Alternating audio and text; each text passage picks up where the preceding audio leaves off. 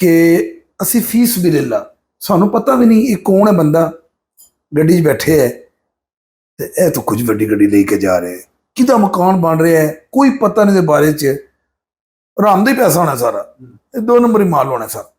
मतलब है तबसरा करने च असी ये हाँ कि ना कोई तलक ना कोई वास्ता, और 100% यही गल है।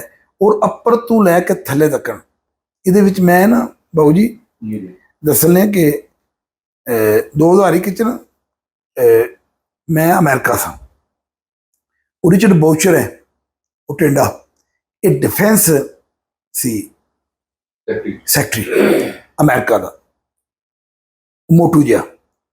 ਉਹਦੀ ना एक मीटिंग हुई तो ਉਹਦੇ ਵਿੱਚ एक बंदा ਜਿਹੜਾ ਸੀ ना उठ के आया ना, तो उन्हें क्या कल आकर मैंने गल सुनाई। मैं की होया, कहना भी साडा इन्वेस्टर बैठे असी सारे बैठे, तो रिचर्ड बाउचर ने आके क्या, उन्हें कहा यार भी दुनिया ते ना जितनियां भी कौमां हैं ना, जितने मुल्क हैं, उन्होंने सारे ना इन्हां उंगलों के इस्तेमाल का पता लग गया कि इन्हां भी फिंगर का क्या काम है।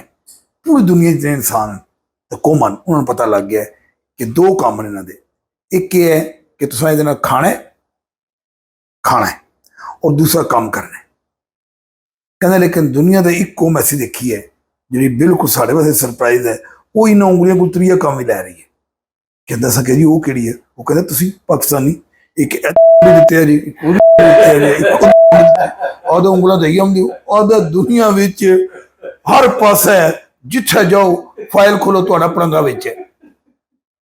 बाऊ जी हूँ इनू लै वो महल्ले ते वैसे बैठे बाहर 4 बड़े छापर जा रहे हैं अजकल, कोई तलक नहीं कोई वास्ता नहीं, हाँ बाजे गाने वाली जगह है सूट नवा पाया सै अगे तो इस रंग का नहीं बंदा, सारा दिन दूए दे बारे च रायदनी गुफ्तगू उहदे बारे कर करके पागल हो। सही गल है, कीना असद मतलब है तुसी शुक्र नहीं करते। अज तक मैं शुक्र वाले वजूद ही करते जा रहे कि यार माशाल्लाह बड़ी खुशी है कि इन्हें गड्डी ली है नवी, बड़ी खुशी है यार अज तक क्या है कि इन्हें घर बना लिया है ना, ये गल ही नहीं है।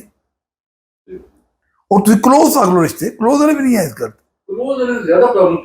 हाँ बिल्कुल यही गल।